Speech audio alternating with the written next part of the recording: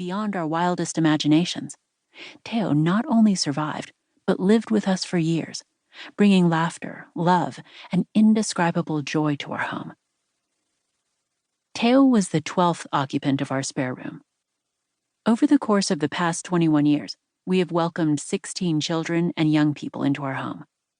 Life has regularly served up those in need, sometimes directly to our doorstep.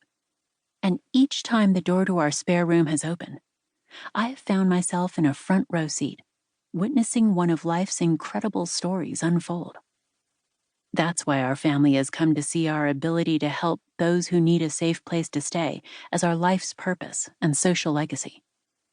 I believe that when we find the intersection of that injustice that deeply offends us and what it is we have to offer, we narrow in on our unique opportunity to have an impact and make a meaningful contribution.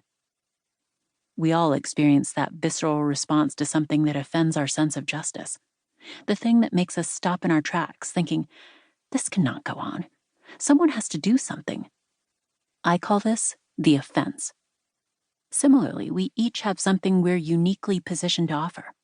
That offer is a resource we have on hand, which may sit idly by while another person desperately needs just that thing. It's when offer and offense come together that social legacy is born. For my family, sharing our spare room has literally cost us nothing.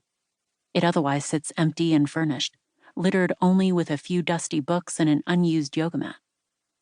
And while not everyone may feel comfortable inviting a stranger into their home, everyone does possess an unused resource or capability. And you know what? There's someone out there in need of exactly your offer.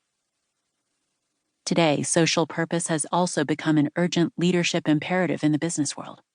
To be successful, each of us, regardless of industry or functional expertise, must lead with authenticity and purpose. And in order to embody social purpose and embed its values in the workplace, we must get clear on our own personal purpose. After all, it's tough to lead a socially responsible business if we aren't socially purposeful leaders. If we reflect on those leaders who have most successfully inspired followership, we will realize that they're the ones who have been driven by something personally relevant and meaningful. Their convictions extend beyond thoughts to action, both in and out of work. For those of you who seek to articulate this sort of personal mission as a leader, I hope the spare room will provide a framework with which to determine your own social legacy. In this book, I will share my experiences over the past couple of decades, as well as other stories from a variety of inspiring leaders I've met. I will also provide practical exercises for personal reflection, so that by the time you close this book, you will have identified your own social legacy and outlined an action plan.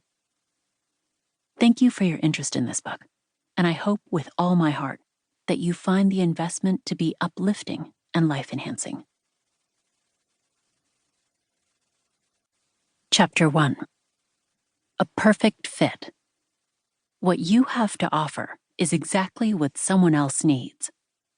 The meaning of life is to find your gift. The purpose of life is to give it away. Pablo Picasso. The Spare Room, New York, 1996. She was the daughter of Asian American immigrants, and Leah played her role of obedient Korean girl extremely well. Growing up in a middle-class suburban neighborhood, she knew exactly what was expected of her. She fastened her long, straight hair back tidily. She waited patiently at the dinner table, allowing her little brother to select the best morsels first. She practiced her violin every afternoon, studied hard, and brought home perfect grades. Leah reveled in the moment her father would hold her test results between his two veiny hands, spectacles sliding halfway down his pockmarked nose, chin jutting slightly forward. He held his head still as his eyes slowly scanned their way down the paper. When they had traveled back up to the red A at the top of the page, he would give the slightest nod, handing the paper back to Leah without a word. This was what she worked so hard for, and his approval meant everything to her. The girl would feel her heart skip a beat as she demurely reclaimed her test. Then, when she had returned to her room, Leah